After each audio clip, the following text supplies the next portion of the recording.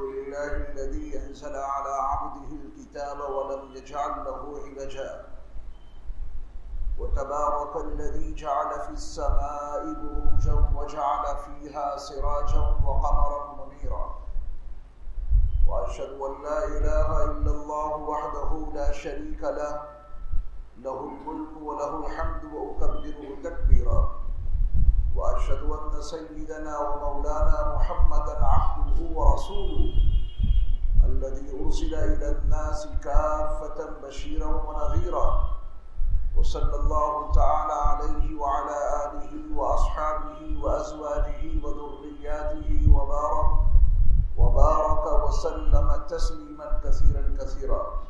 أما بعد، فقد قال الله عز وجل في كتابه: أعوذ بالله من الشيطان الرجيم، بسم الله الرحمن الرحيم. إنما يريد الله ليذهب عنكم الرجس أهل البيت ويطهركم تطهيرا. وقال رسول الله صلى الله عليه وسلم: الحسن والحسين هما ريحانتان من الدنيا، أو كما قال عليه الصلاة والسلام. رواه البخاری.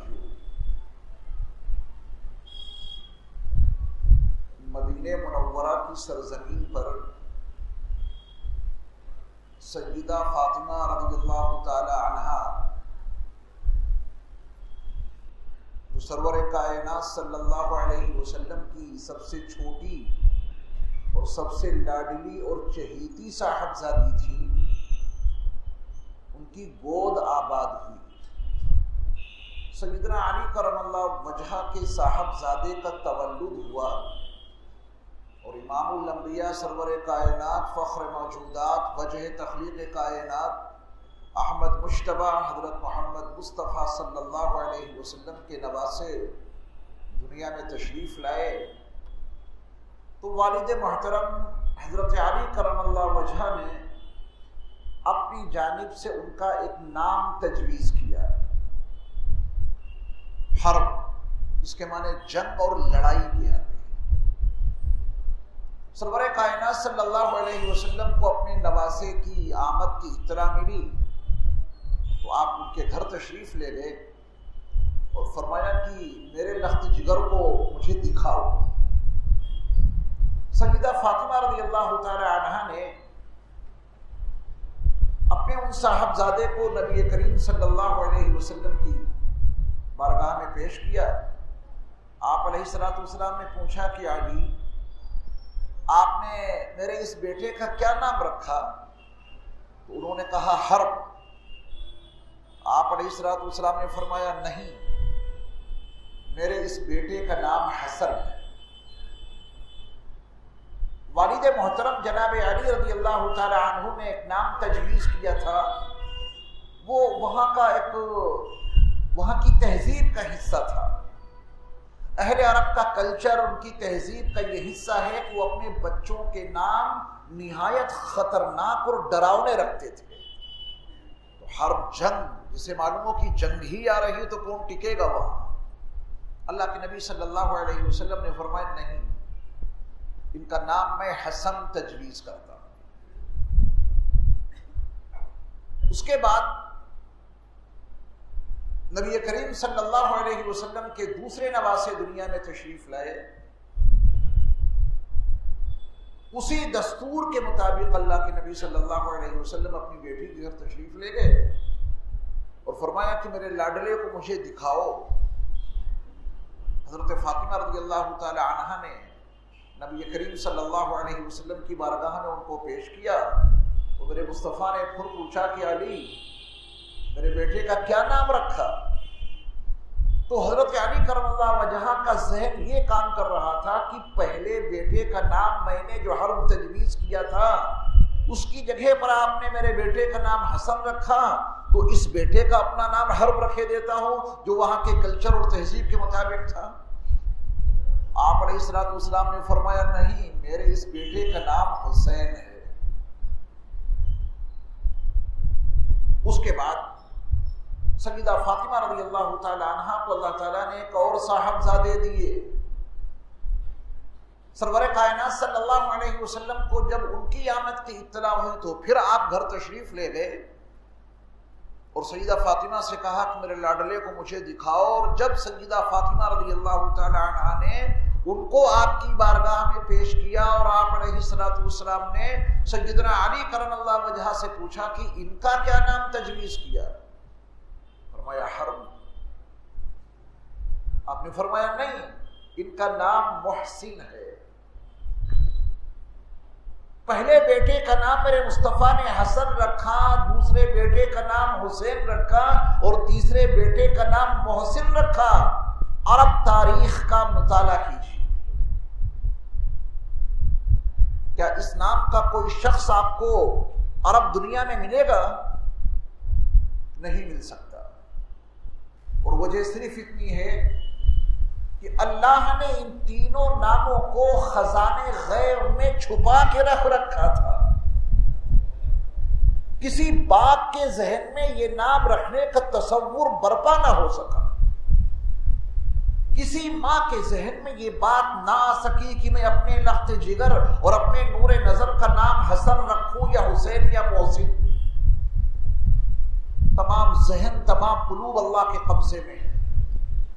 یہ تینوں نام پردے غیب میں چھپے ہوئے تھے اور کسی اور کے لیے نہیں، سرور کائنات صلی اللہ علیہ وسلم کے نواسوں کے لیے اللہ نے ان ناموں کو چھپا کے رکھ رکھا تھا۔ یہ تینوں نام کسی اور کے لیے نہیں، سیدنا علی کرم اللہ وجہہ کے صاحبزادوں کے لیے میرے رب نے ان تینوں ناموں کو پردے غیب میں چھپا کے رکھ رکھا تھا، کسی اور کے لیے نہیں۔ سیدہ فاطمہ رضی اللہ تعالی عنہا کے ان تینوں نور نظر کے لیے اللہ نے ان تینوں ناموں کو پردے غیب میں رکھ رکھا تھا۔ پہلے صاحبزادے آئے تو اللہ نے اپنے نبی پر اس نام کا انکشاف کیا اور فرمایا میرے محبوب اپنے نواسے کا نام حسن تجویز کیجئے، میرے محبوب اپنے نواسے کا نام حسین تجویز کیجئے، میرے محبوب اپنے نواسے کا نام محسن تجویز کیجئے۔ ان ناموں کا کوئی شخص ان تینوں عظیم شخصیات سے قبل کبھی کوئی دیکھ نہیں سکتا، کوئی مل نہیں سکتا۔ آپ اسے اندازہ لگا سکتے ہیں کہ ان تینوں شہزادوں کا مقام کتنا بلند و بالا ہے۔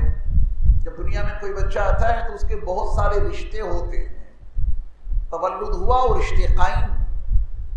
کوئی بھی دنیا میں انسان جب آتا ہے، کسی بچے کا تولد ہوتا ہے تو کسی ایک مرد کو کہا جائے گا کہ یہ اس بچے کا باپ ہے، یقیناً ہے باپ۔ ایک عورت کے بارے میں کہا جائے گا کہ یہ اس کی ماں ہے، کسی شخص کے بارے میں کہا جائے گا کہ یہ اس کا نانا ہے، کسی شخص کے بارے میں کہا جائے گا کہ یہ اس کا دادا ہے۔ اپنے ذہن کے پردوں پر ان تمام رشتوں کو پھیلائیں اور انہی رشتوں کے تقدس کے حوالے سے اس بچے کی عظمتوں کو جانا اور سمجھا جاتا ہے۔ یا تو عزت بڑھے گی رشتوں کی بنیاد پہ یا گھٹے گی۔ مدینہ منورہ کی سرزمین پر جب سیدہ فاطمہ کی گود آباد ہوئی اور اللہ کے نبی صلی اللہ علیہ وسلم نے ان کا نام نامی اسم گرامی حسن تجویز کیا تو ایک بچہ دنیا میں آیا ہے، ذرا اس کے رشتوں پر تو غور کرو۔ باپ کون ہے؟ اللہ، علی مرتضیٰ۔ اس کی ماں کون ہے؟ فاطمۃ الزہرا۔ اس کے نانا کون ہیں؟ وہ نہ ہوتے تو کائنات نہ ہوتی۔ نانا کون ہیں جن کے صدقے میں نبیوں کو نبوت ملی، جن کے طفیل رسولوں کو رسالت ملی؟ نانا کون ہیں؟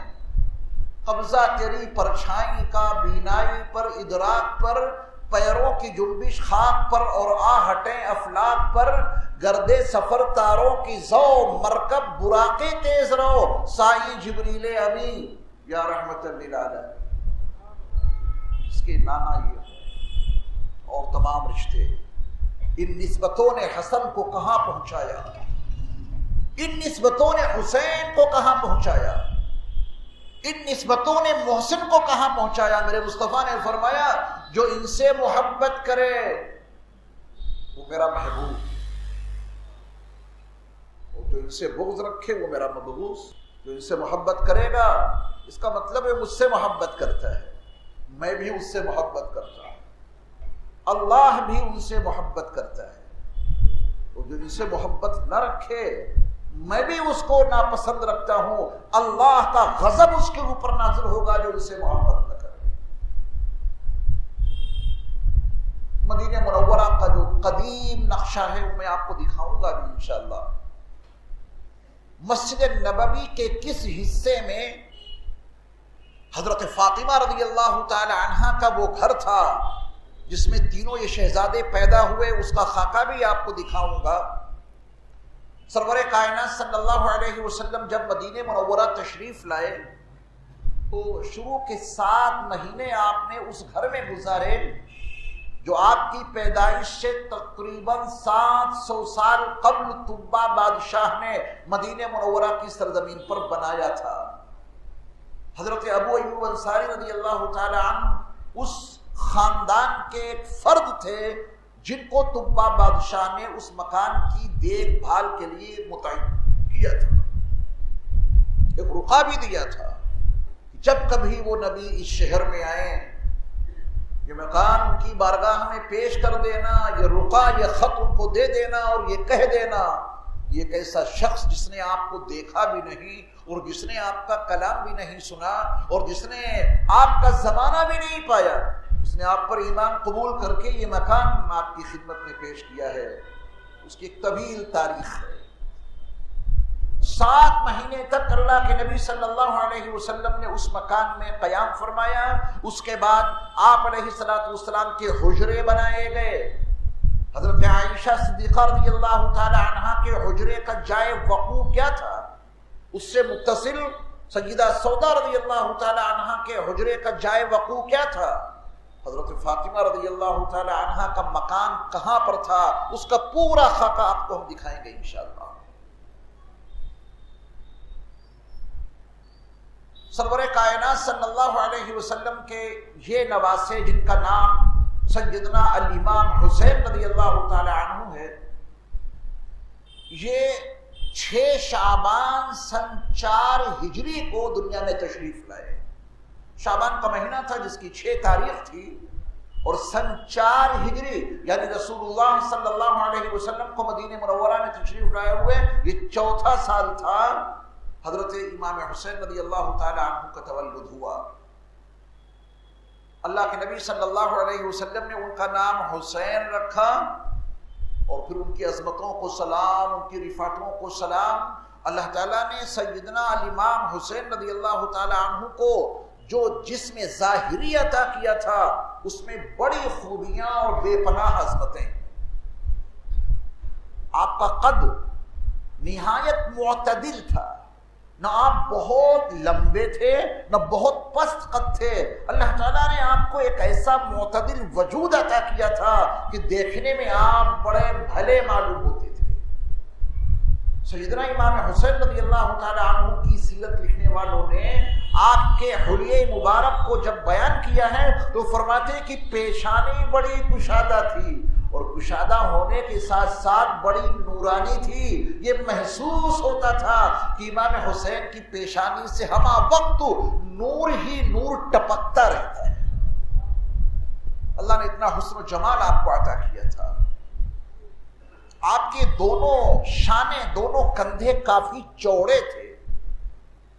اللہ تعالیٰ نے آپ کو جو وجود ظاہری عطا کیا تھا اس میں ہڈیاں کافی چوڑی تھیں اور آپ کا پورا بدن بڑا گٹھا ہوا تھا۔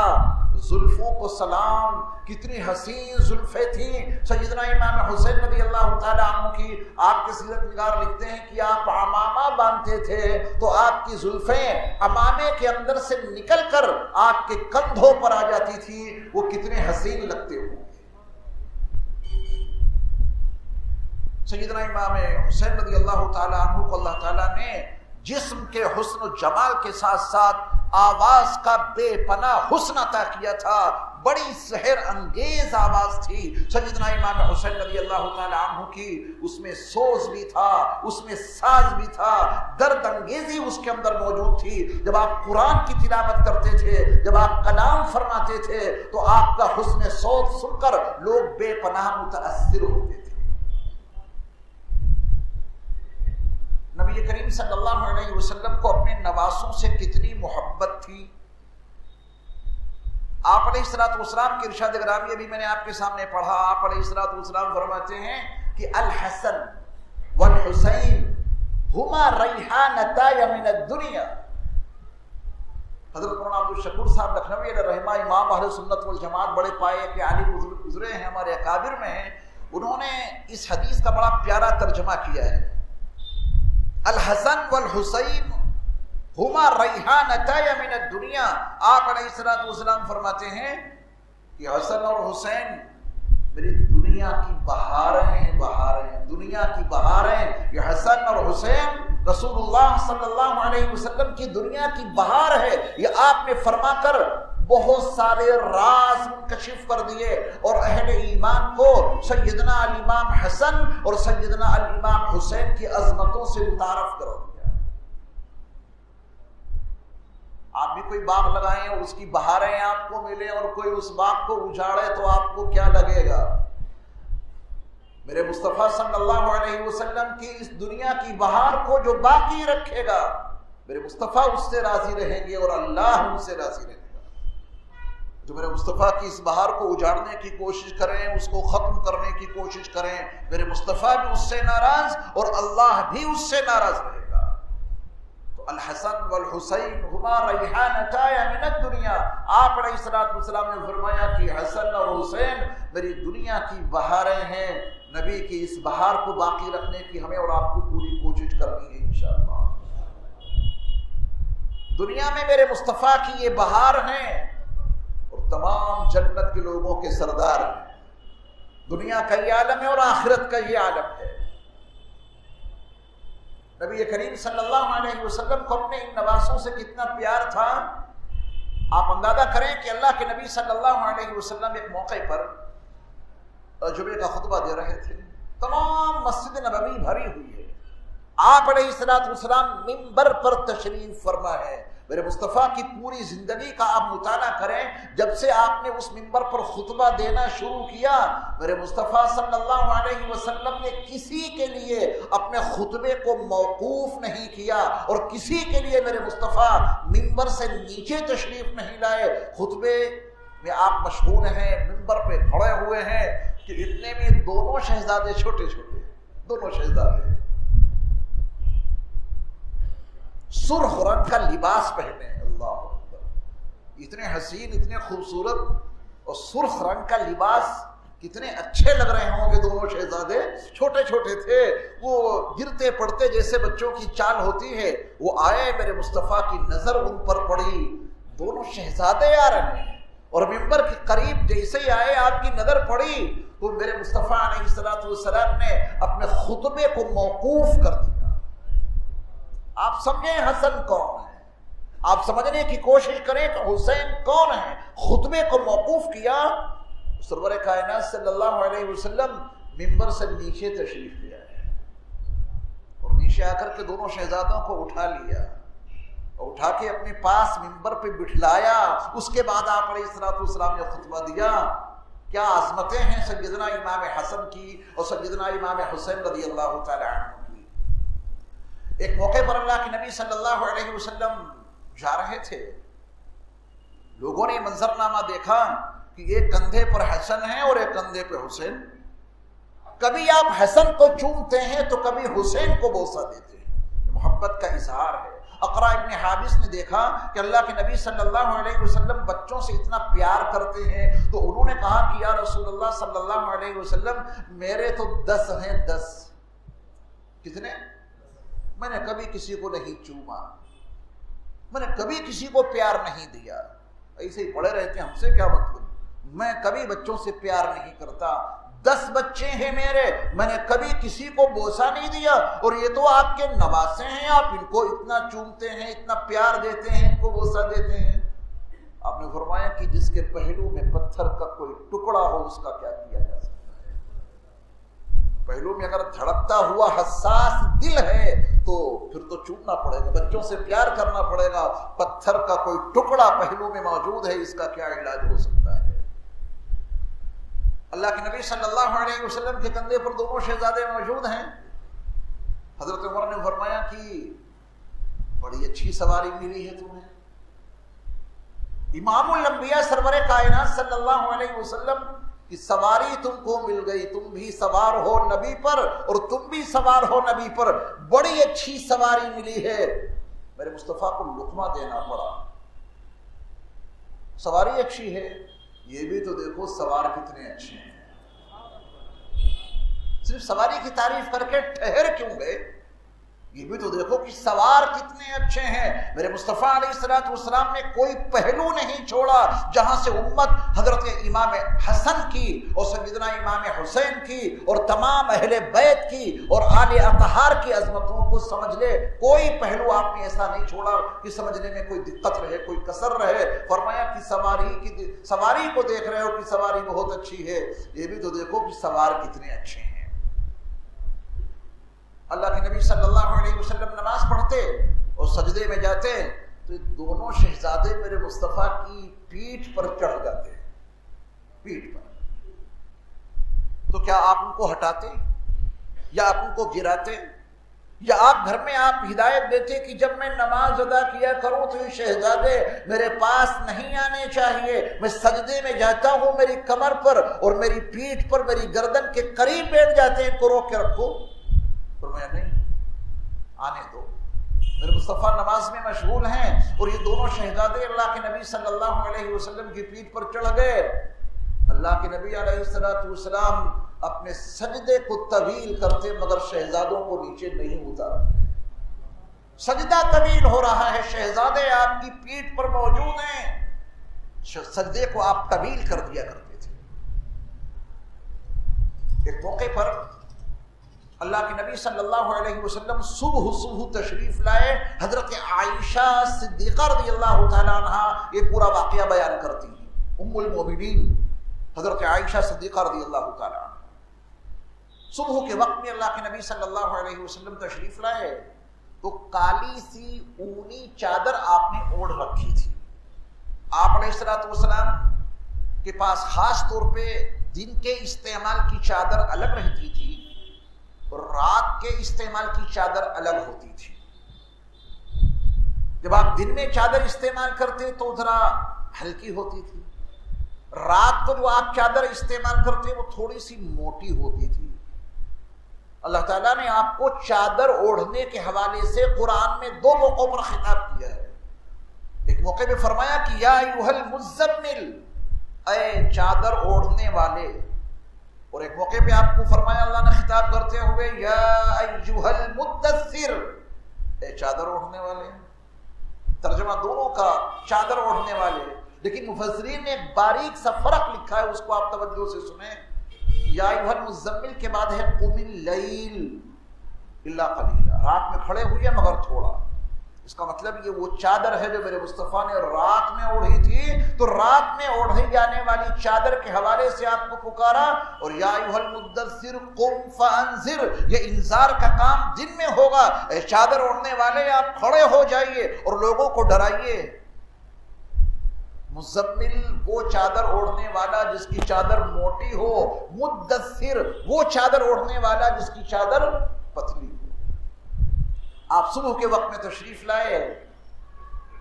آپ علیہ الصلوۃ والسلام کو قیمتی لباس پسند تھا، آپ بہت قیمتی چادر استعمال کرتے تھے، اور خاص طور پہ یمن میں ایک چادر بنتی تھی میرے مصطفیٰ کو تو بہت پسند تھی، یمن کی چادر.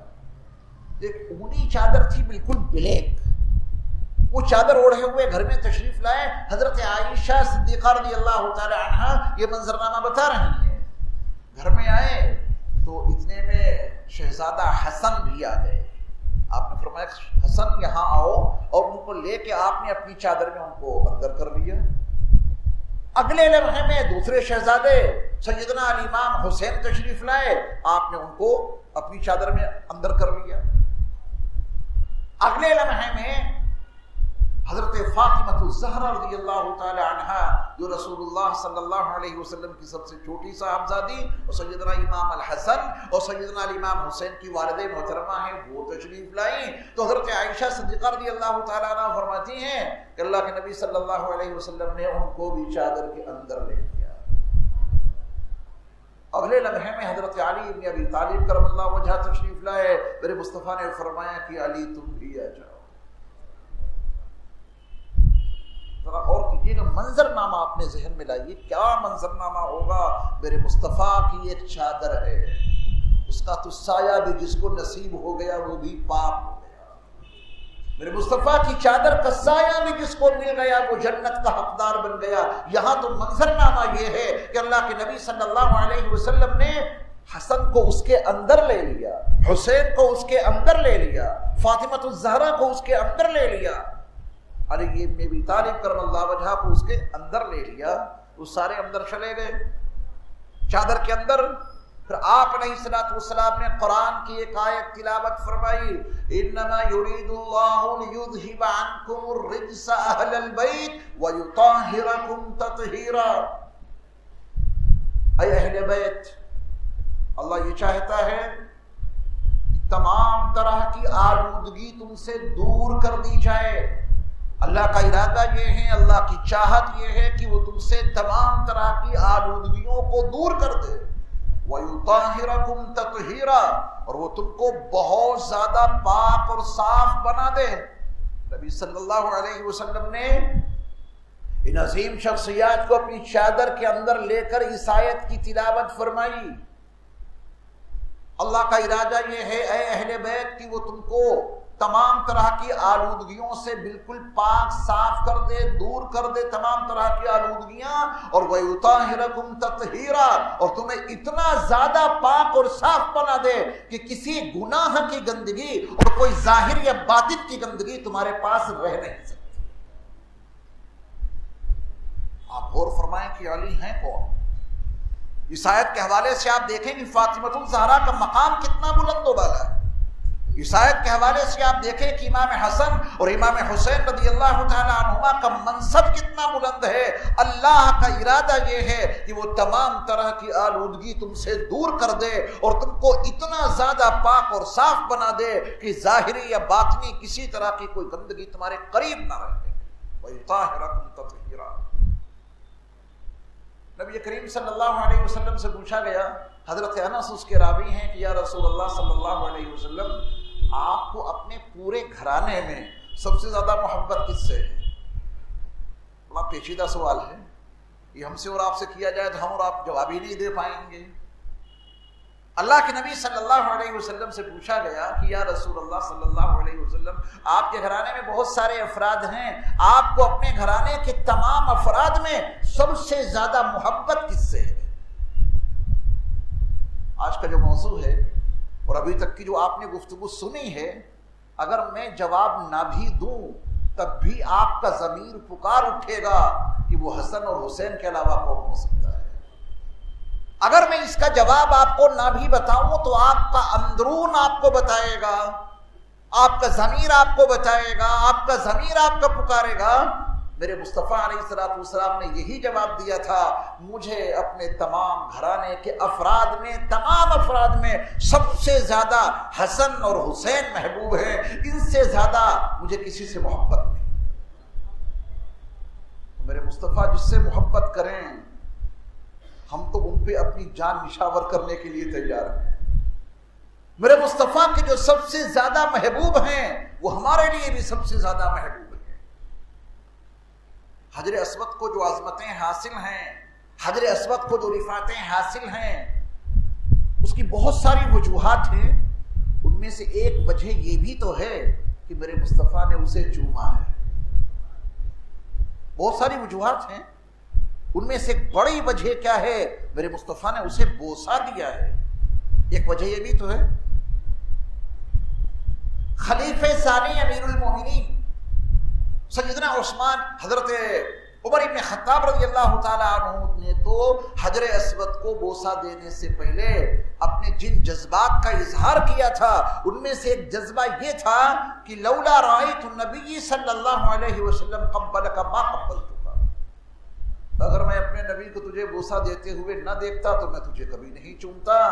میں تجھے اس لیے چوم رہا ہوں کہ میرے نبی نے تجھ کو چوما ہے, میں تجھے اس لیے بوسہ دے رہا ہوں کہ میرے نبی نے تجھ کو بوسہ دیا ہے.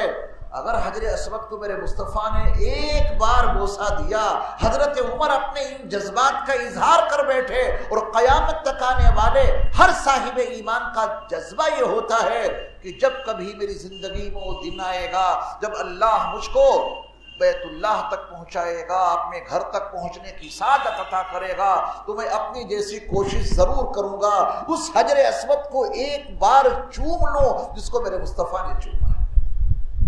یہ تمنا ہوتی ہے نا؟ پھر وہ حسن جن کو میرے مصطفیٰ نے ایک بار نہیں نہ جانے کتنی بار چوما ہے، وہ حسین جن کو میرے مصطفیٰ نے ایک بار نہیں نہ جانے کتنی بار ان کی پیشانی کو بوسہ دیا ہے، کیا وہ ہمارے لیے قابل احترام نہیں ہوں گے؟ یقیناً ہوں گے۔ یہ عظمتیں، یہ رفعتیں، یہ شوکت، یہ جاہ و جلال، یہ سب اللہ کے نبی صلی اللہ علیہ وسلم نے سیدنا امام الحسین کے حوالے سے، سیدنا الامام حسن کے حوالے سے اپنی امت کو مکمل طور پہ سمجھا دیا اور ان کو بتا دیا کہ ہمارے خاندان کے لوگوں سے تمہاری محبت کیسی ہونی چاہیے، ہمارے گھر والوں کے تعلق سے تمہارے جذبات کیا ہونے چاہیے۔ ایک موقع پر مجدد الفسانی رحمۃ اللہ علیہ کے نام سے کون ناواقف ہوگا؟ ان کے بڑے احسانات ہیں ہمارے اور آپ پر، پورے ہندوستان کے مسلمانوں پر۔ مجدد الفسانی شیخ احمد سرہندی رحمۃ اللہ علیہ، بڑے پائے کے عالم، 1000 سال کے مجدد الفسانی، ان کے والد محترم نے ان کو نصیحت کی، اللہ ان کے والد کو جزائے خیر عطا فرمائے۔ انہوں نے اپنے بیٹے کو نصیحت کی، بیٹے نے اس نصیحت کو لوگوں کو بتا دیا کہ میرے ابا نے مجھے یہ بتایا ہے، اس سنت کو بھی عام کریں، اس طریقے کو رائج کریں۔ باپ اپنے بیٹوں کو نصیحتیں کرتے رہیں اور وہ بیٹے اپنے باپ کی ان نصیحتوں کو دوسروں تک پہنچاتے رہیں۔ بڑی پیاری نصیحت ہے۔ مجدد الفسانی کے والد محترم نے اپنے بیٹے کو، وہ مجدد الفسانی اگر رحمہ کو، شیخ احمد سرہندی کو جو نصیحت کی اس کو توجہ سے سنیے اور گرہ میں باندھ لیجئے۔ یہی ہم اہل سنت والجماعت کا شعار ہے، ہم اہل سنت والجماعت کا یہی ترہ امتیاز ہے۔ شیخ کے والد نے کہا کہ احمد، اہل بیت اطہار کی محبت، میرے مصطفیٰ کے جتنے خاندان کے لوگ ہیں، جتنے اہل بیت اطہار ہیں، آل نبی جتنے ہیں، اہل بیت اطہار جتنے ہیں، سب سے محبت رکھنا، کیونکہ اہل بیت اطہار کی محبت یہ ایمان کے تحفظ کا بنیادی ذریعہ ہے۔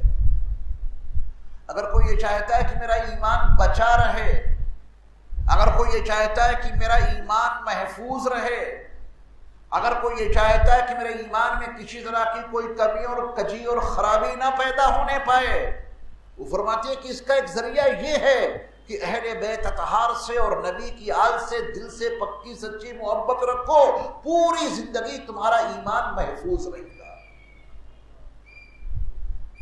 پوری زندگی ایمان محفوظ رہا اور مرتے وقت ایمان سے محرومی ہو گئی تو پھر کیا فائدہ ہوگا؟ مجدد الفسانی کے والد محترم فرماتے ہیں کہ دوسرا فائدہ یہ ہوگا، اہل بیت اطہار کی محبت کے نتیجے میں اور آل نبی کی محبت کے نتیجے میں اللہ تم کو ایمان پر خاتمہ عطا کرے گا۔ ذرا زور سے کہیے سبحان اللہ۔ اس کو گرہ میں باندھ لیجیے۔ جو آپ سبحان اللہ کہہ رہے ہیں اس سے آپ کی بیداری کا بھی ثبوت مل رہا ہے، اور ساتھ ساتھ ادھر آپ کی زبان سے سبحان اللہ نکلا تو حدیث کے تناظر میں عرض کرتا ہوں فوراً آپ کے لیے جنت میں ایک درخت لگ گیا۔ آج سیدنا امام حسین رضی اللہ تعالیٰ عنہ کے ذکر کے دوران جو بات قاعدے سے سمجھ میں آ جائے، اس پر آپ جتنی بار سبحان اللہ بولیں گے، ہر بار آپ کے لیے ہمارا اللہ جنت میں درخت لگائے گا، ساتھ میں آپ کے بیدار ہونے کا بھی ثبوت ملتا رہے گا۔ اب دو فائدے ہو گئے، اہل بیت اطہار سے ہم محبت رکھیں گے اور رکھتے ہی ہیں، یہی تو ہمارا شعار ہے۔ اہل بیت اطہار اور آل نبی کی محبت یہ ہمیں سب سے زیادہ محبوب ہے، یہ نہیں تو کچھ نہیں اور یہ ہے تو سب کچھ ہے۔ تو اہل بیت اطہار کی محبت اور آل نبی صلی اللہ علیہ وسلم کی محبت کا پہلا فائدہ، پوری زندگی آپ کا ایمان بچا رہے گا۔ کوئی ڈاکو آپ کے ایمان پر ڈاکہ زنی نہیں کر سکتا، کوئی ایمان کا سوداگر آپ کے ایمان کو خرید نہیں سکتا. پوری کائنات آپ کو ایمان کے بالمقابل دے، آپ کبھی اپنے ایمان کو اس کے ہاتھ نہیں بیچ سکتے. کیوں؟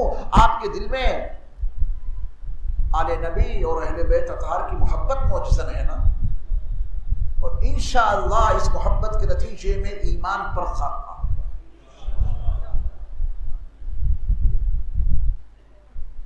نبی کریم صلی اللہ علیہ وسلم کی عظمت کو آپ علیہ السلام کے اہل بیت اور آپ کی جو آل مبارک ہے اس کے حوالے سے آپ ایک حدیث سنیے تو مضمون اور زیادہ اجاگر ہو جائے گا جو ابھی تک میں نے آپ کے سامنے عرض کیا ہے.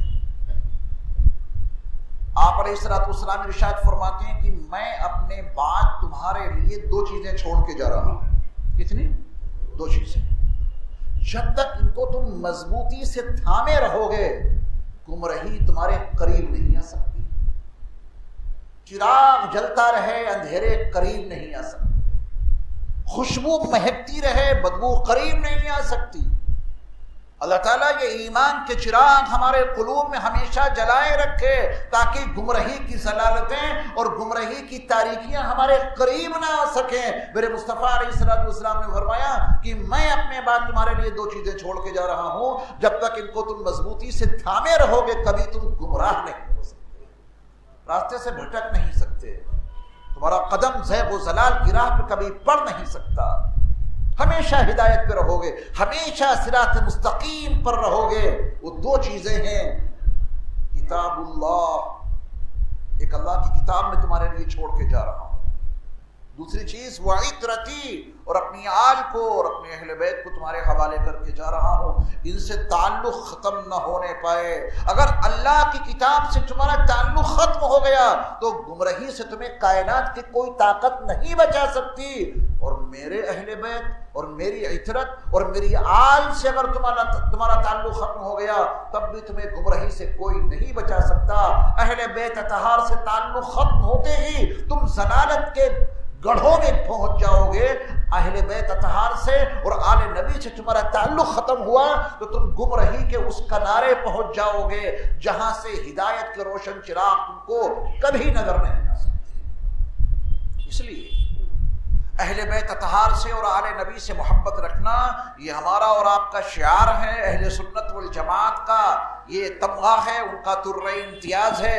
وہ اہل بیت کے لیے اور آل نبی صلی اللہ علیہ وسلم کے لیے اپنے دلوں میں بے پناہ محبت رکھتے ہیں، اور ان کی محبت کا ہلکا سا اظہار، ہلکا سا، اللہ تعالیٰ ہم سب کو باشعور ہو کر نماز پڑھنے کی توفیق عطا فرمائے. تو یہی نماز ہماری اور آپ کی زندگیوں میں صالح انقلاب برپا کر دے گی. وہ کون سی نماز ہے کہ جس کے قاعدے اخیرہ میں تشہد کے بعد اللہم صلی علی محمد وعلی آل محمد آپ نہ پڑھتے ہو؟ وہ کون سی نماز ہے جس کے قاعدے اخیرہ میں آپ اللہم بارک علی محمد وعلی آل محمد نہ پڑھتے ہو؟ ہے کوئی ایسی نماز؟ یہ قاعدے اخیرہ کی میں نے قید تو لگا دی ہے. جنازے کی نماز میں بھی درود پاک ہے، اس میں بھی نبی پر ان کی آل پر درود پڑھتے ہیں آپ. کوئی نماز ایسی نہیں جس میں آپ درود پاک پڑھتے ہوئے نبی کی آل پر درود نہ بھیجتے ہوں. تبھی تو ہمیں آل نبی سے محبت ہے. محبت نہ ہوتی تو ہم اللہم صلی علی محمد کے بعد وعلی آل محمد کیوں کہتے؟ آل نبی پر، اہل بیت پر اور تمام نبی صلی اللہ علیہ وسلم کی ضروریت پر ہم درود بھیجتے ہیں، ان پر صلات بھیجتے ہیں، ان پر سلام بھیجتے ہیں تاکہ ہمارا رشتہ ان سے مضبوط رہے، ہمارا تعلق ان سے مضبوط رہے کہ ہم ان سے محبت کرتے ہیں. ان کی محبت ہماری زندگی کا ایک بنیادی حصہ ہے. ان کی محبت کے بغیر ہماری ایمانی زندگی کا کوئی تصور نہیں کیا جا سکتا. ایک موقع پر نبی صلی اللہ علیہ وسلم کی گود میں 2 شہزادے تھے، 2 شہزادے، سیدنا الامام حسن اور سیدنا الامام حسین. یہ 2 شہزادے نبی صلی اللہ علیہ وسلم کی گود میں تھے اور اوپر سے آپ نے چادر ڈال رکھی تھی. حضرت انس فرماتے ہیں کہ ہمیں محسوس ہی نہیں ہوا کہ آپ کی گود میں کوئی ہے. تو ہم نے پوچھا کہ یا رسول اللہ صلی اللہ علیہ وسلم آپ کی گود میں کون ہے، کیا ہے آپ کی گود میں؟ چادر اوپر سے پڑی ہوئی تھی تو اللہ کے نبی صلی اللہ علیہ وسلم نے وہ چادر کیا ہٹائی کہ 2 شہزادوں کے چہرے بڑے حسین چمکتے ہوئے نظر آئے. فرمایا کہ یہ تو حسن اور حسین ہیں. فرمایا ہاں. اے اللہ، میرے مصطفیٰ فرما رہے ہیں، اے اللہ میں ان دونوں سے محبت کرتا ہوں، تو بھی ان سے محبت فرما۔ یہ میرے نبی کی دعا ہے، جن کی زبان سے نکلنے والی کوئی دعا اللہ کی بارگاہ میں رد نہیں ہوتی تھی۔ اور اگر قرآن کی اس آیت کے حوالے سے دیکھا جائے، وَالنَّجْمِ إِذَا هَوَىٰ مَا ضَلَّ صَاحِبُكُمْ وَمَا غَوَىٰ وَمَا يَنطِقُ عَنِ الْهَوَىٰ إِنْ هُوَ إِلَّا وَحْيٌ يُوحَىٰ، تو آپ سمجھ سکتے ہیں کہ میرے مصطفیٰ کی یہ دعا بھی اللہ کی طرف سے القاء کی ہوئی ہے۔ میرے محبوب نبی اپنے ان دونوں شہزادوں کے لیے مجھ سے یہ مانگیے، اس آیت کے تناسب میں۔ اے اللہ میں ان دونوں سے محبت کرتا ہوں، حسن سے اور حسین سے، اے اللہ تو بھی ان سے محبت فرما۔ دعا مقبول، یقیناً مقبول، بغیر کسی شک اور شبہ کے مقبول۔ وہ تو تھے ہی محبوب رسول اور محبوب الہی۔ سیدنا امام الحسن اور سیدنا امام الحسین، ان دونوں کے لیے نبی صلی اللہ علیہ وسلم اللہ کی بارگاہ میں کہہ کیا رہے ہیں؟ پہلے دونوں ابتدائی جملوں کو توجہ سے سنیں کیا، بلکہ ان کو اپنے ذہن کے اندرون میں، اپنے دلوں کے نہا خانوں میں اس کو ایسا یاد کر لیں کہ پوری زندگی یہ سبق محفوظ رہے۔ اے اللہ، اے اللہ میں ان دونوں سے محبت کرتا ہوں، تو بھی ان سے محبت فرما۔ اگلا جملہ ہمارے اور آپ کے لیے مینار نور، مشعل راہ بن گیا۔ یاد رکھیں گے، سبق ہے میرا بھی اور آپ کا بھی۔ اے اللہ میں ان سے محبت کرتا ہوں، حسن سے اور حسین سے، اور تو بھی ان سے محبت فرما۔ اور اے اللہ ان کو اپنا محبوب بنا لے جو میرے ان دونوں شہزادوں سے محبت رکھے۔ یہ ہمارے اور آپ کے لیے ہے۔ میرے مصطفیٰ تو شروع سے ان سے محبت کرتے تھے، اللہ بھی ان سے محبت رکھتا تھا۔ وہ محبت کی بات ہی تو تھی کہ اللہ نے یہ تینوں نام پردے غیب میں چھپا رکھے تھے۔ حسن نام کا کوئی شخص آدم علیہ السلام کی ذریت میں اس نام سے موصول نہیں ہوا۔ حسین نام کا کوئی شخص آپ کو نہیں مل سکتا۔ محسن نام کا کوئی شخص اس نام کی تجویز سے قبل کبھی نہیں مل سکتا۔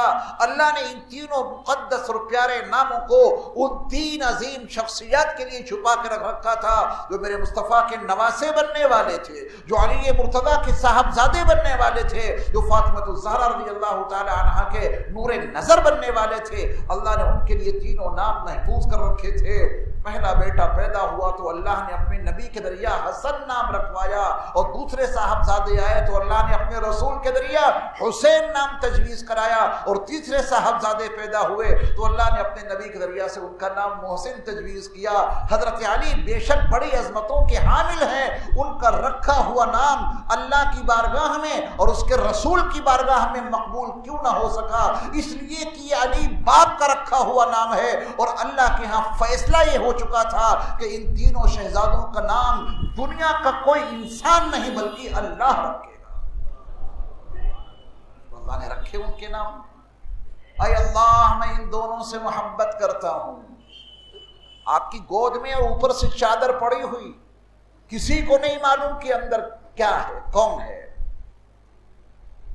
گزارش پر آپ علیہ السلام نے وہ چادر کیا ہٹائی؟ دو نورانی چہروں کے حامل صاحبزادے اور شہزادے میرے مصطفیٰ کی گود میں ہیں، اور آپ کہہ رہے ہیں کہ اے اللہ میں ان دونوں سے محبت کرتا ہوں، اے اللہ تو بھی ان سے محبت فرما، اور اے اللہ ان لوگوں کو بھی تو اپنا محبوب بنا لے جو ہمارے ان شہزادوں سے محبت کرے۔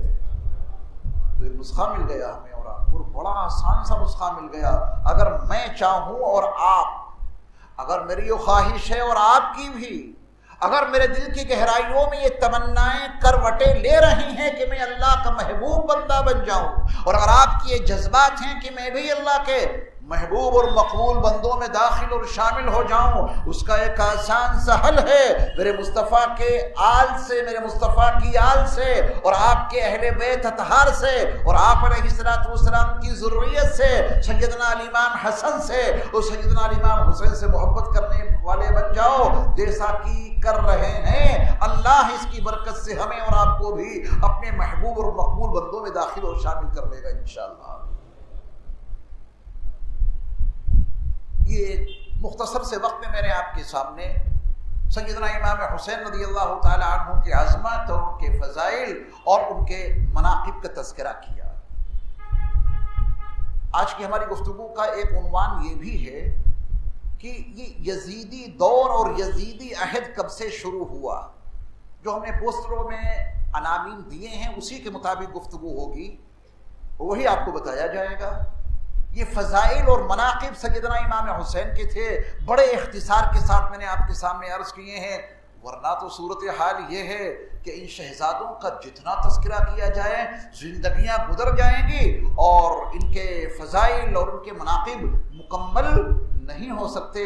ان کی زندگیوں میں سرور کائنات صلی اللہ علیہ وسلم کی تعلیمات کا عکس کیسے موجود ہے، ان تعلیمات کا اور ان کے جو اہم مضامین ہیں اور ان کے جو اہم ملفوظات ہیں وہ بھی آپ کو انشاءاللہ بتائے جائیں گے اور سنائے جائیں گے، تاکہ ہم ان عظیم شخصیات کی تعلیمات سے بھی بہرابر ہو سکیں. یزیدی دور، یزیدی عہد کب سے شروع ہوا اور اس کے نتیجے میں مدینہ منورہ کے سیاسی حالات میں کتنا تغیر آیا اور مدینہ کی سرزمین پر یزید کی بیعت کے لیے کتنا پریشر، کتنا دباؤ بنایا گیا، جس کے نتیجے میں وہ امام حسین کہ جن کی پرورش مدینہ منورہ کی سرزمین پر ہوئی اور جن کی جوانی تک کی زندگی مدینہ منورہ کی گلیوں میں گزری، جہاں ان کے نانا آرام فرما ہے، جہاں ان کی ماں آرام فرما ہے، جہاں ان کے بڑے ابا امام الحسن آرام فرما ہے، جہاں ان کا پورا خاندان آرام فرما ہے، جہاں اہل بیت اور جہاں آل نبی آرام فرما ہے، سب کو چھوڑ کر مدینہ منورہ سے وہ کیوں چلے ہیں؟ وہ کون سے حالات تھے، وہ کون سے عوامل تھے، وہ کون سے نامساعد حالات تھے جس کی بنیاد پہ سیدنا امام الحسین رضی اللہ تعالی عنہ کو مدینہ منورہ چھوڑنا پڑا اور مدینہ کو چھوڑ کے آپ مکہ المکرمہ آئے؟ اس کا بھی تذکرہ ہمارے آج کے موضوع میں شامل ہے، وہ کروں گا انشاءاللہ. یزیدی دور کا آغاز 30 سال تو خلافت کا دور تھا. آپ علیہ الصلوۃ والسلام نے فرمایا بھی تھا کہ میرے بعد خلافت یعنی علی منہاج النبوہ، خلافت راشدہ تسلسل کے ساتھ 30 سال تک باقی رہے. خلافت راشدہ وہ خلافت جو علی منہاج النبوہ ہو، نبی کے طریقے پر قائم ہو، بیچ میں کوئی خلا نہ پیدا ہو، تسلسل کے ساتھ مربوط انداز میں. وہ خلافت راشدہ کتنے سال تک رہے گی؟ 30 سال تک. آپ علیہ الصلوۃ والسلام نے فرمایا کہ میرے بعد کوئی نبی نہیں ہوگا، لا نبی یا بعدی، میرے بعد کوئی نبی نہیں ہوگا. بس یہی تک لوگوں کو معلوم ہے. اگلا سوال یہ ہے کہ آپ کے بعد جب کوئی نبی نہیں ہوگا تو کون ہوگا؟ اس کا جواب امت کو عام طور پہ نہیں معلوم ہے. نبی نہیں ہوگا، کون ہوگا؟ کوئی تو ہوگا. وہ کون ہوگا؟ کروڑوں درود و سلام ہو اللہ کے نبی صلی اللہ علیہ وسلم پر. آپ نے اس کی وضاحت کر کے باب نبوت ہمیشہ کے لیے بند ہو چکا ہے. یہ مضمون بہت آسان لفظوں میں سمجھا دیا، زیادہ دلائل اور شواہد کی کوئی حاجت اور ضرورت نہیں. آپ نے فرمایا کہ میرے بعد کوئی نبی نہیں ہوگا، خلفاء ہوں گے. بس سمجھ گئے؟ میرے بعد کوئی نبی نہیں ہوگا. کون ہوں گے میرے بعد؟ خلفاء ہوں گے. صدیق اکبر آپ کے خلیفہ ہیں، عمر فاروق آپ کے خلیفہ ہیں، عثمان غنی آپ کے خلیفہ ہیں، علی مرتضیٰ آپ کے خلیفہ ہیں، سیدنا امام الحسن رضی اللہ تعالی عنہ آپ کے خلیفہ ہیں. جب آپ اس حدیث کو دیکھیں گے کہ میرے بعد 30 سال تک خلافت رہے گی، وہ خلافت راشدہ تسلسل کے ساتھ بغیر کسی فصل کے تسلسل کے ساتھ وہ خلافت علی منہاج النبوہ 30 سال تک کہاں مکمل ہوتی ہے؟ سیدنا امام الحسن رضی اللہ تعالی عنہ کی اس 6 مہینے کی خلافت پر، جہاں پر آپ نے حضرت امیر معاویہ رضی اللہ تعالی عنہ سے صلح کی تھی، وہاں پر وہ 30 سال مکمل ہوتے ہیں. حضرت علی کرم اللہ وجہہ جب شہید ہوئے ہیں، جب آپ نے فرمایا تھا رب کعبہ کی قسم میں کامیاب ہو گیا، کوفہ کی سرزمین پر آپ کو جب شہید کیا گیا تو ابھی اس 30 سال کی تکمیل میں 6 ماہ باقی تھے. اللہ تعالیٰ نے وہ خلافت آپ کے صاحبزادے سیدنا امام الحسن کو عطا کی، اور 6 مہینے کے بعد کچھ حالات ایسے بنے کہ سیدنا الامام حسن رضی اللہ تعالیٰ عنہ نے امیر معاویہ رضی اللہ تعالیٰ عنہ کے ساتھ میں صلح کی، اور اس صلح کے نتیجے میں آپ اپنی خلافت سے دستبردار ہوئے. حضرت ابو بکر صدیق رضی اللہ تعالیٰ عنہ کی خلافت کے پہلے دن سے لے کر حضرت امام الحسن رضی اللہ تعالیٰ عنہ کی اس 6 ماہ کی خلافت پر جب آپ نے حضرت امیر معاویہ رضی اللہ تعالیٰ عنہ سے صلح کی ہے تو 30 سال مکمل ہو جاتے ہیں. دمشق ملک شام کا سیدنا امیر معاویہ رضی اللہ تعالیٰ عنہ کا دارالحکومت تھا دمشق. حضرت امیر معاویہ رضی اللہ تعالیٰ عنہ نے سن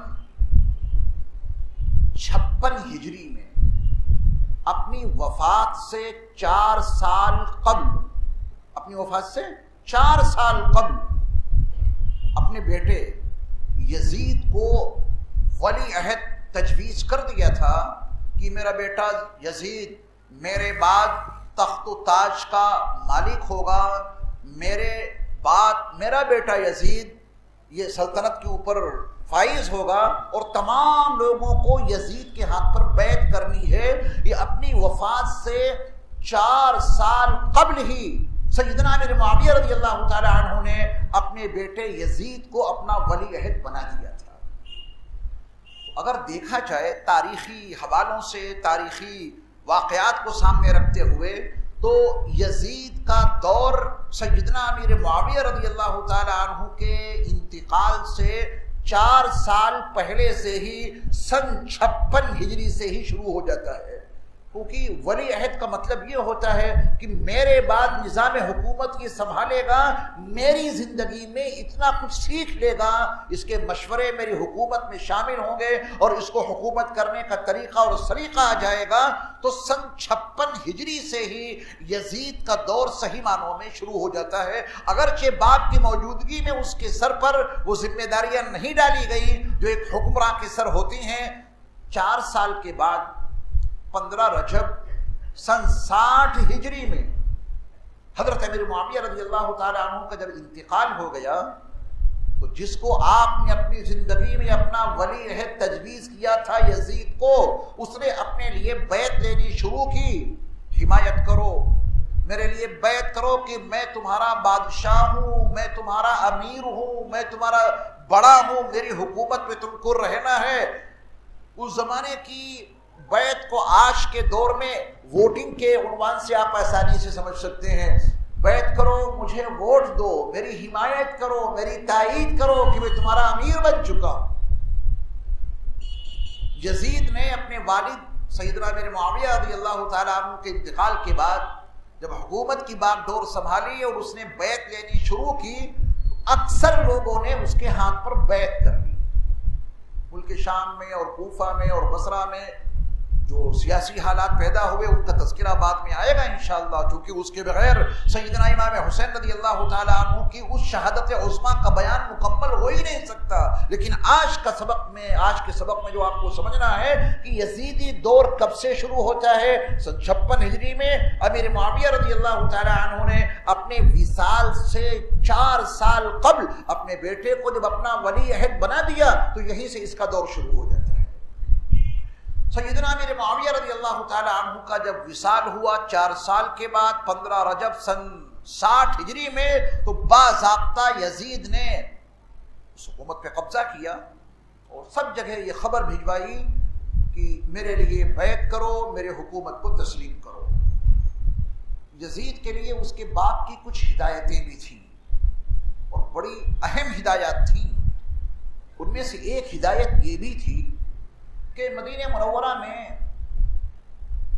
شہزادہ حسین کے ساتھ اپنی بیعت لینے میں کوئی سختی مت کرنا. اس بات کو اپنے ذہن میں آپ خاص طور پہ نوٹ رکھیں تاکہ اگلی بات کے سمجھنے میں اور سمجھانے میں آسانی رہے. اور بھی کچھ جو ان کے متعلق یزید کو ان کے والد سیدنا حضرت امیر معاویہ رضی اللہ تعالی عنہ نے ہدایات دی تھی، ان کا بھی تذکرہ آپ کے سامنے آئے گا. چنانچہ یزید نے اپنا ایک مخصوص پیغام مدینہ منورہ کے گورنر ولید کے پاس بھیجا. اس وقت مدینہ منورہ کا جو گورنر تھا وہ ولید تھا.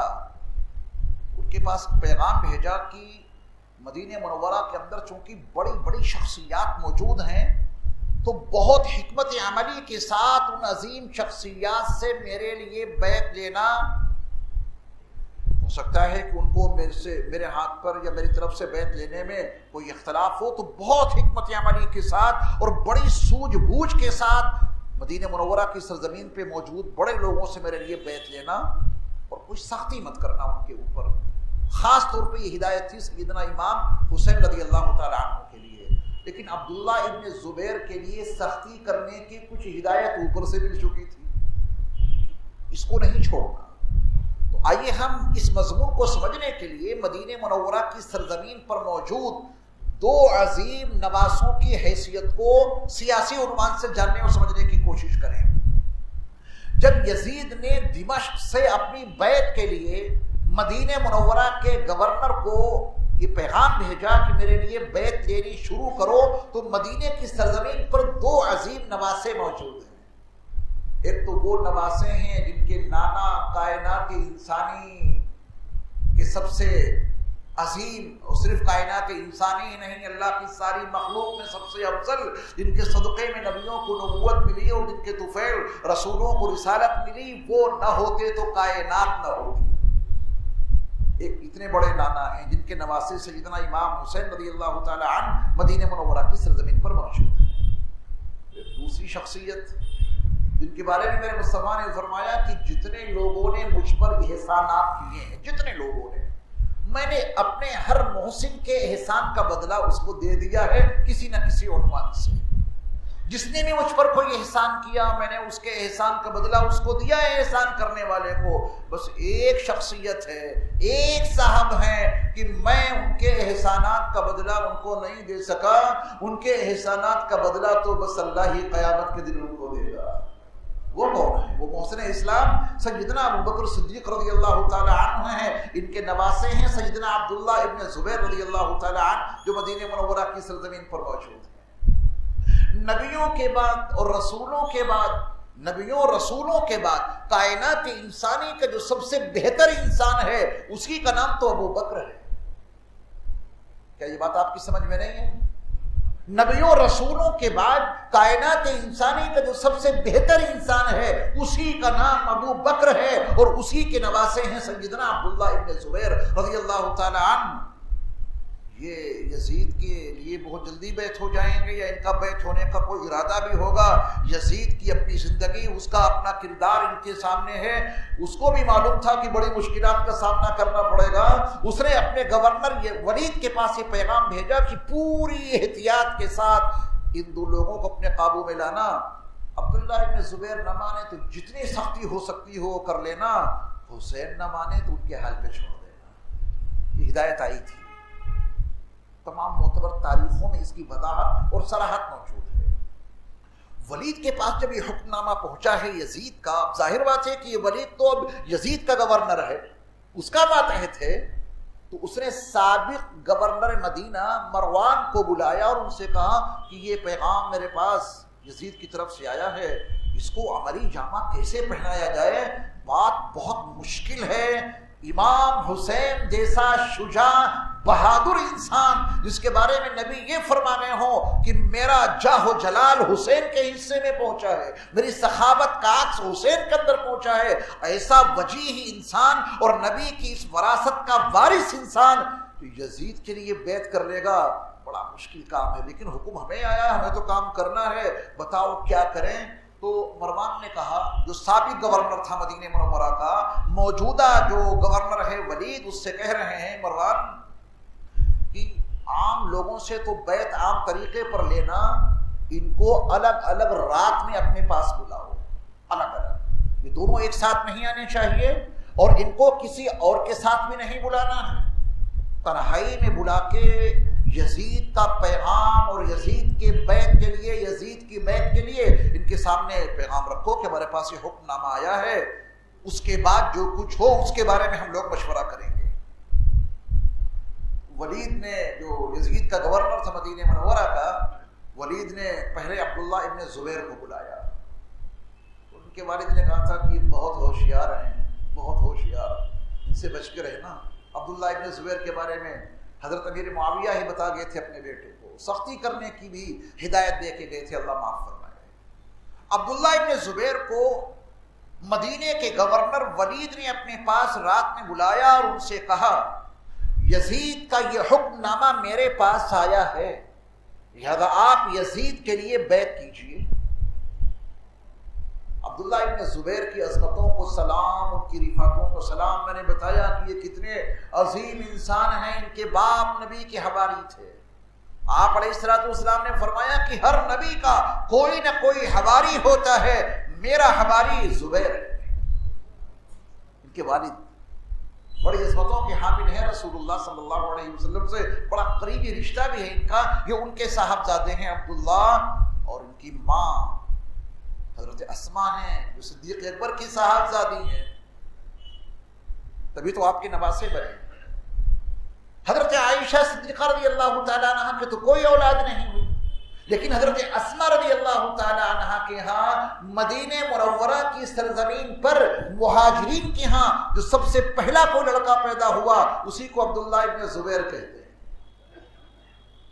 صحابہ مدینہ منورہ پہنچے ہیں ہجرت فرما کے، تو کسی کے ہاں کوئی بچہ نہیں ہو رہا تھا، کسی کے ہاں کوئی اولاد نہیں ہو رہی تھی. تو یہودیوں نے کہا کہ ہم نے تمام مہاجرہ عورتوں کے پیٹ باندھ دیے ہیں، ہم نے ان پر سحر کر دیا ہے، ہم نے ان پہ جادو کر دیا ہے، اب ان کی کوکھیں ہمیشہ خالی رہیں گی، ان کی کوکھ کبھی آباد نہیں ہو سکتی.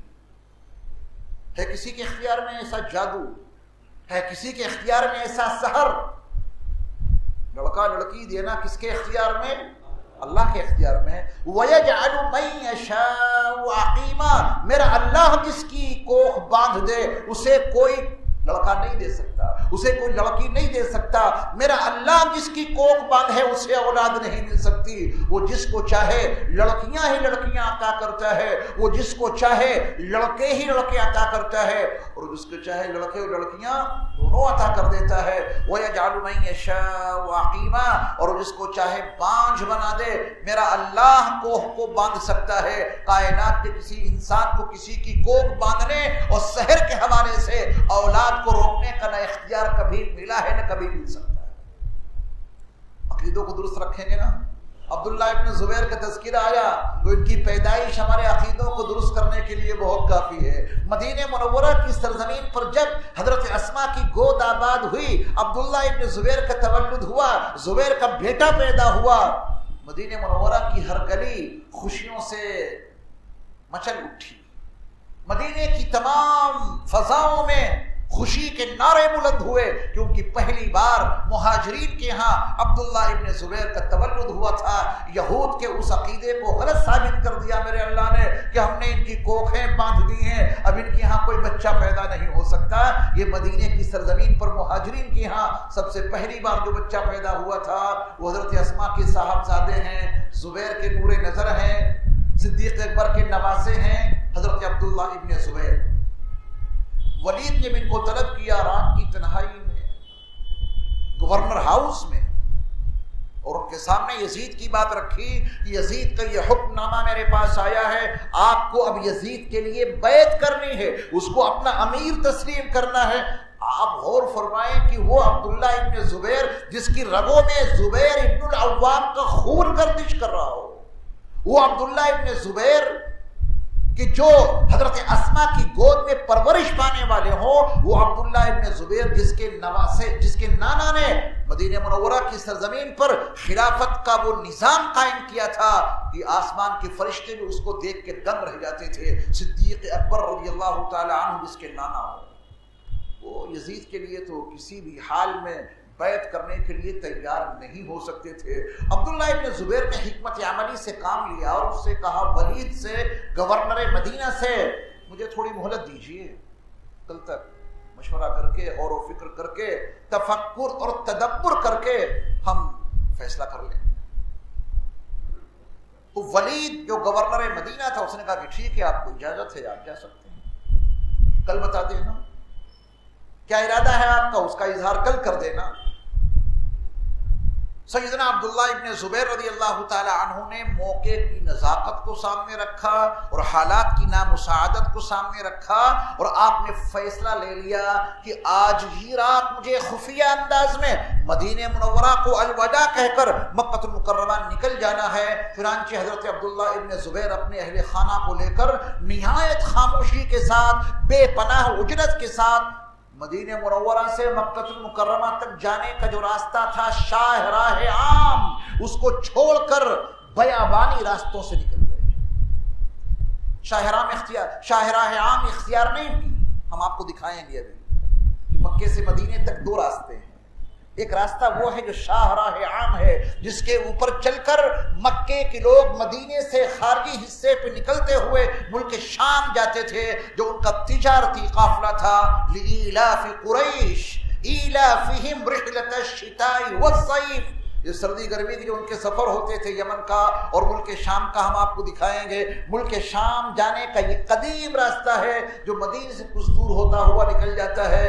ایک راستہ دوسرا بھی ہے جس سے ہجرت کر کر میرے مصطفیٰ تشریف لائے تھے مدینہ منورہ، تو جو شاہراہ عام ہے اس کو چھوڑ کر عبداللہ ابن زبیر نے بیابانی اور جنگلی راستہ اختیار کیا، کیونکہ آپ کو معلوم تھا کہ جب میں مدینے سے نکلوں گا اور ولید کو پتہ چلے گا کہ میں نے مدینے کو الوداع کہہ دیا ہے، مدینہ منورہ کو خیر بات کہہ کے میں مدینہ چھوڑ کر اور سمت جا رہا ہوں، میرا تعاقب ضرور ہوگا، میرا پیچھا ضرور کروایا جائے گا، حکومت مجھے پکڑوانے کے لیے اپنی تمام تر طاقت اور قوت یقیناً جھونک دے گی۔ اس حکمت عملی کے پیش نظر عبداللہ ابن زبیر نے اپنے نبی صلی اللہ علیہ وسلم کی سنت کو زندہ کیا۔ یہ وہی سنت تھی جو آپ علیہ السلام نے مکہ المکرمہ سے مدینہ منورہ ہجرت فرمانے کے وقت میں اختیار فرمائی تھی۔ آپ نے بھی وہ شاہراہ عام جو مکہ المکرمہ سے ملک شام تک جاتی ہے، اور اللہ کا بڑا فضل ہے، اس کا کرم، مجھے بھی اس شاہراہ پر متعدد بار چلنے کا موقع ملا۔ آپ چاہیں تو آپ کو موقع مل جائے گا، آپ مدینہ منورہ جائیں اور آپ ارادہ کریں کہ بدر کی حاضری دیں گے۔ جب آپ بدر جائیں گے تو راستے میں وہ کنواں پڑے گا بیر روحہ، اس کے پانی کے بڑے فضائل اور مناقب و فوائد ہیں۔ وہاں سے جب آپ آگے چلیں گے تو بیابانی راستہ آپ کی نگاہوں کے سامنے آ جائے گا۔ بڑا عجیب قدرتی راستہ ہمارے اللہ نے بنایا ہے، ادھر پہاڑ ادھر پہاڑ، اور درمیان میں وہ راستہ ہے، وہ مکہ المکرمہ سے چل کر مدینہ منورہ کے کچھ فاصلے سے نکلتا ہوا ملک شام تک جاتا ہے۔ اور بیر روحہ جس مقام پر ہے، اس کے فضائل اور مناقب کا ایک حصہ یہ ہے کہ ملک شام کے جتنے نبیوں نے اور ملک شام کے جتنے رسولوں نے حج کیا ہے، ان سب کا گزر اسی راہ سے ہوا، اور ہر نبی نے اور ہر رسول نے اسی بیر روحہ کے مقام پر نمازیں ادا کی۔ اللہ نے مجھے بھی متعدد بار وہاں نمازیں ادا کرنے کی توفیق عطا فرمائی ہے۔ آپ بھی کبھی جائیں تو بیر روحہ پہ جائیں اس نیت سے کہ وہاں وہ کنواں آج تک اپنے ٹھنڈے اور میٹھے پانی کے ساتھ موجود ہے، جس کا پانی اب سے 1450 سال پہلے تقریباً بہت کھارا ہوا کرتا تھا۔ میرے مصطفیٰ نے اس میں لعاب دہن کیا ڈالا، وہ ٹھنڈا بھی ہو گیا اور میٹھا بھی ہو گیا، اور آج بھی اس کا پانی جاری اور ساری ہے، اور اس کا پانی پیٹ کے امراض کے لیے بڑا مفید ہے۔ یہ وہی بیر روحہ ہے جس کے قریب میں ایک مسجد بن رہی ہے، پہلے بڑی ٹوٹی پھوٹی تھی جب میں گیا تھا، اب اس کی تعمیر نو شروع ہو گئی تھی۔ وہی تمام نبیوں نے، تمام رسولوں نے جو ملک شام سے اس راہ سے گزرتے ہوئے جاتے تھے، وہاں نمازیں ادا کی ہیں، ہر رسول نے اور ہر نبی نے، ملک شام کے نبی اور رسولوں نے۔ تو وہ شاہراہ عام چھوڑ دی عبداللہ ابن زبیر نے، اس پر جاؤں گا تو تعاقب ہوگا، پکڑ لیا جاؤں گا، میرے تعاقب میں حکومت پوری طاقت جھونک دے گی، میں گرفتار کیا جا سکتا ہوں۔ تو میرے نبی نے بھی اسی سنت کو پہلے زندہ کیا تھا، جب آپ مکہ المکرمہ سے جبل سور پر بنے ہوئے غار سور میں 3 دن گزار کر عبداللہ ابن عریقت، جس کو آپ نے کرائے پر لیا تھا، باوجود کہ وہ غیر مسلم تھا، پھر بھی آپ کو اس پر اتنا اعتماد تھا کہ یہ پیسے لے کر مجھ کو بیابانی راستوں سے لے جائے گا، جو اس کا ماہر تھا۔ آج میں آپ کو دکھاؤں گا وہ راستہ جس سے میرے مصطفیٰ گئے تھے۔ ہے تاریخ سے کوئی دلچسپی آپ کو؟ تبھی تو آپ بیٹھے ہیں، تو میں آپ کو انشاءاللہ اس عنوان سے چیزیں دکھاؤں گا جو تاریخی حیثیت سے بڑی اہمیت کا حامل ہیں. آپ دیکھیں گے کہ نبی علیہ الصلوۃ والسلام کس راستے سے گئے تھے. وہ شاہراہ عام عبداللہ ابن زبیر نے چھوڑی. اللہ نے بڑا شعور عطا کیا تھا, ان کے پہلو میں بڑا حساس دل تھا, جس کے نتیجے میں مستقبل میں فیوچر میں پیش آنے والے حادثات کو اور پیش آنے والے واقعات کو عبداللہ ابن زبیر بھانپ لیا کرتے تھے. شاہراہ عام چھوڑی اور بیابانی راستے سے نکل گئے. پھر وہی ہوا جس کا خدشہ عبداللہ ابن زبیر کے قلب مطہر پر گزرا تھا. ولید کو پتا چلا کہ عبداللہ ابن زبیر تو نکل گئے, اہل خانہ کو لے کے راتوں رات مدینہ منورہ چھوڑ دیا, وہ مکہ المکرمہ کی جانب چلے گئے. اس کے جاسوسوں نے جیسے بتایا کہ عبداللہ ابن زبیر تو نکل چکے ہیں, اور تعاقب کے لیے گھڑ سواروں کو دوڑا دیا گیا, جلادوں کو ان کے تعاقب میں بھگا دیا گیا, مضبوط فوجیوں کو حکم دیا گیا زندہ یا مردہ کسی بھی حال میں عبداللہ ابن زبیر کو اس کے اہل خانہ کے ساتھ گرفتار کر کے میری بارگاہ میں پیش کرو. یہ ولید کا حکم تھا جو مدینہ منورہ کا گورنر تھا. فوج نکل پڑی گھوڑوں کے ساتھ, ہتھیاروں کے ساتھ اور ننگی تلواروں کے ساتھ. عبداللہ ابن زبیر کی تعاقب میں بہت دور تک گئے, مگر ان کو عبداللہ ابن زبیر کی بو تک نہ مل سکی. وہ ان سے زیادہ ہوشیار تھے. بیابانی راستوں سے ہوتے ہوئے وہ مکہ المکرمہ پہنچ گئے. پورا دن عبداللہ ابن زبیر کے تعاقب میں اور ان ہنگامی حالات میں گزرا. ادھر سیدنا الامام حسین رضی اللہ تعالی عنہ نے بھی مدینہ منورہ کو الوداع کہنے اور مدینہ منورہ کو خیر باد کہنے اور اس کو چھوڑنے کا پختہ ارادہ بن چکے. ولید جو مدینہ کا گورنر ہے, عبداللہ ابن زبیر جیسی شخصیت اس کے ہاتھ سے نکل گئی, پورے دن اسی میں مصروف رہا.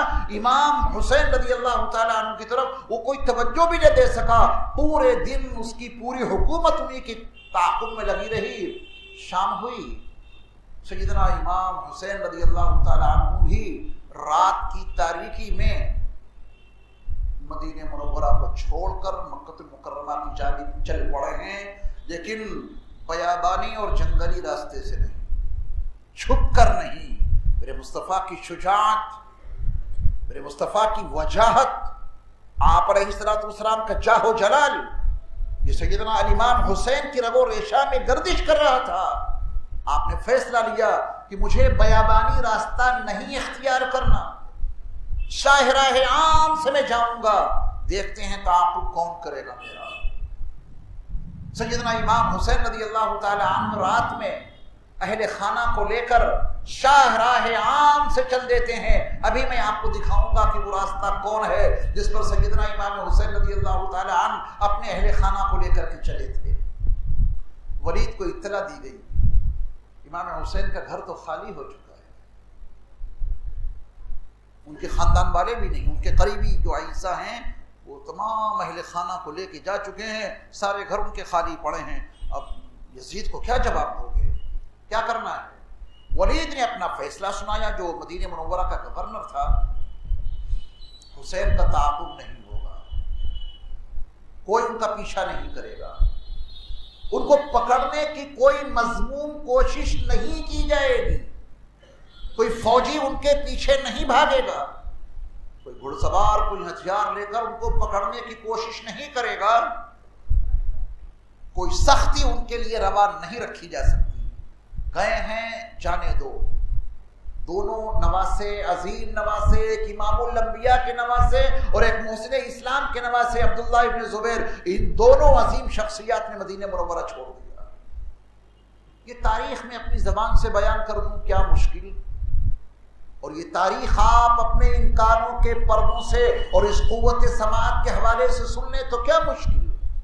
لیکن ذرا عبداللہ ابن زبیر سے اگر جذباتی انداز میں ان کے تصورات کو ذہن میں آپ لائیں تو بہت ممکن ہے کہ آنکھوں سے آنسو بہہ پڑیں اور کلیجہ منہ کو آنے کو تیار ہو جائے.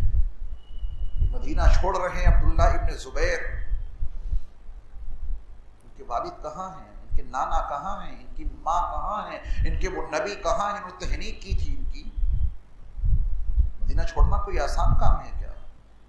مذہبی نقطۂ نظر سے اگر آپ دیکھیں تو میرے مصطفیٰ تو یہ فرما گئے ہیں کہ جس سے ہو سکے وہ مدینے میں موت پائے، اس لیے کہ جس کی موت مدینے میں آئی ہے کل قیامت کے دن میں اپنی ذمہ داری پہ اس کو جنت میں داخل کراؤں۔ مدینے کی موت کے طلبگار کون کون نہیں تھے؟ سبھی نے تمنا کی ہے اور اللہ نے ان کی تمناؤں کو پورا بھی کیا ہے۔ مدینے کی موت بھی چاہیے اور تیری راہ میں شہادت بھی چاہیے، یہ حضرت عمر کی تمنا تھی۔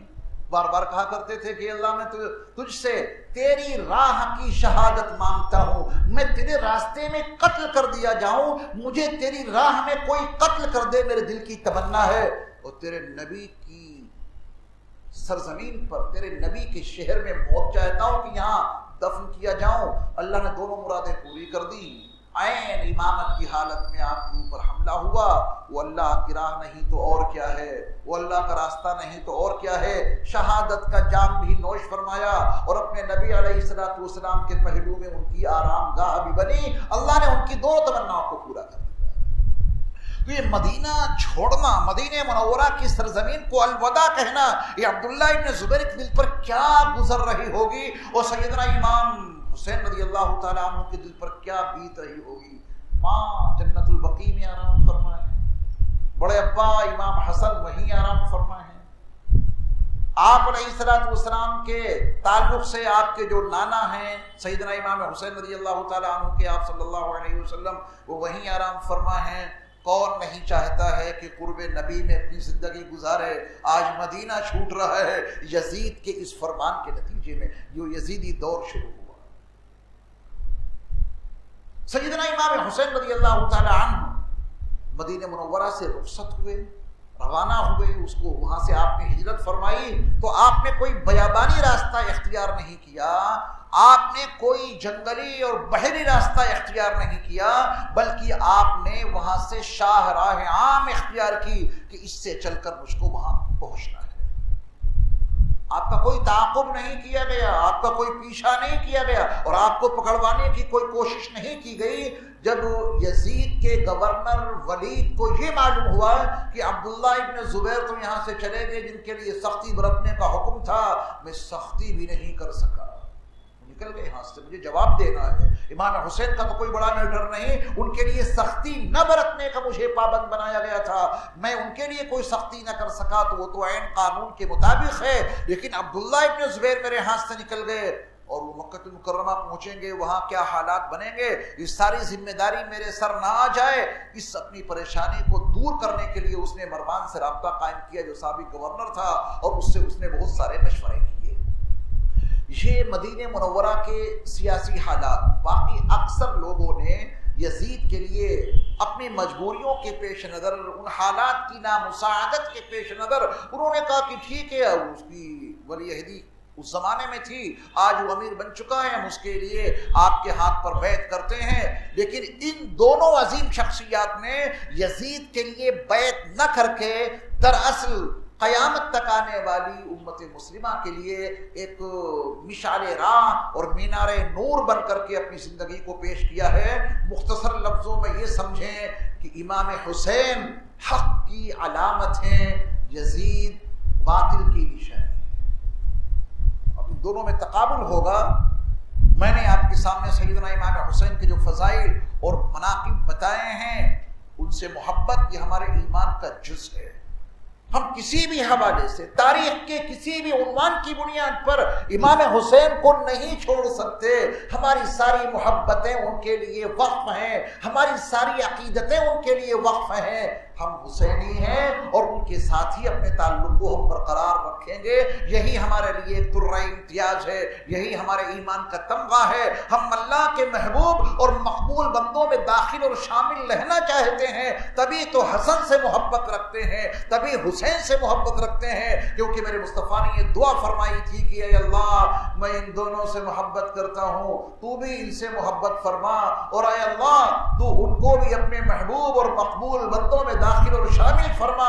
جو ان سے محبت رکھتے ہیں، امام حسن کی محبت، امام حسین کی محبت، اہل بیت اطہار کی محبت، آل نبی کی محبت، یہ پوری زندگی ہمارے ایمان کے تحفظ کا بنیادی ذریعہ ہے۔ اور جب رگے جاں کٹ رہی ہوگی، روح تن بدن سے جدا ہو رہی ہوگی، تو اہل بیت اطہار اور آل نبی کی محبت کے نتیجے میں انشاءاللہ ہم سب کی زبانوں پر جاری ہوگا لا الہ الا اللہ محمد الرسول اللہ صلی اللہ علیہ وسلم۔